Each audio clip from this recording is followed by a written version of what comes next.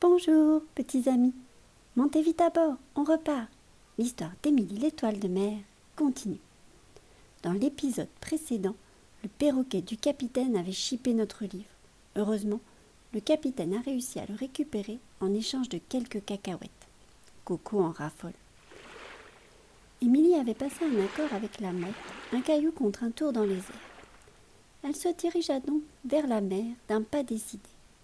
Pas de problème, pensa Émilie. Je crois que je sais où en trouver.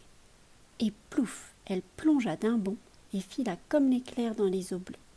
Elle nageait très gracieusement, en agitant ses petits bras, et assez rapidement pour une étoile de mer. Elle regarda d'abord dans la zone des éponges. Rien d'intéressant. Elle alla ensuite dans la forêt d'algues où ses amis les oursins aimaient se cacher. « Eh oh, les amis, auriez-vous des pierres dans votre coin ?» demanda Émilie.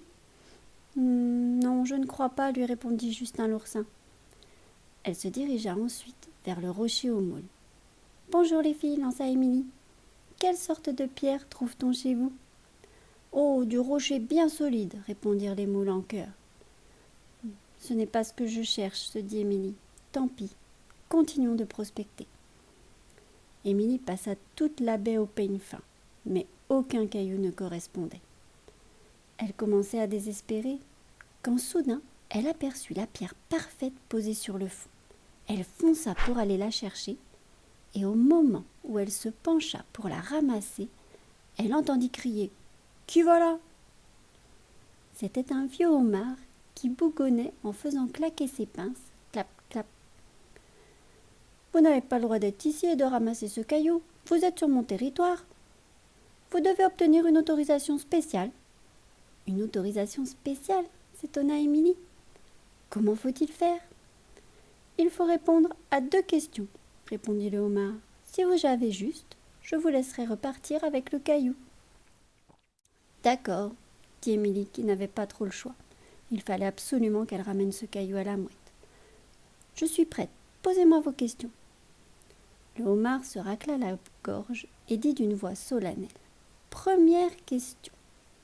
Pourquoi les girafes ont un long cou ?»« Ah, ça c'est facile, tout le monde le sait, » dit Émilie. « C'est parce qu'elles puent des pieds. »« Ah, bien joué, » dit le homard. « Tu es maligne, tu t'en sors bien, petite étoile de mer. Mais il te reste encore une question. » Il reprit son air sérieux et dit « Deuxième et dernière question. J'ai quelque chose dans ma poche, mais ma poche est vide. Qu'est-ce que c'est ?» Émilie réfléchit un long moment. Elle devait trouver la solution pour avoir la pierre. Puis elle s'écria. « C'est un trou. Bien sûr, c'est un trou. J'ai un trou dans ma poche, mais ma poche est vide. »« Bravo, » lui dit le homard. « Tu as bien mérité cette pierre. Je te la donne.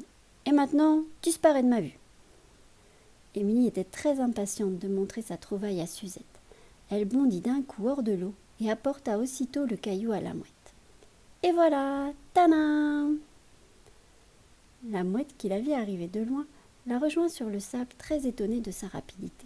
Le soleil tapait fort.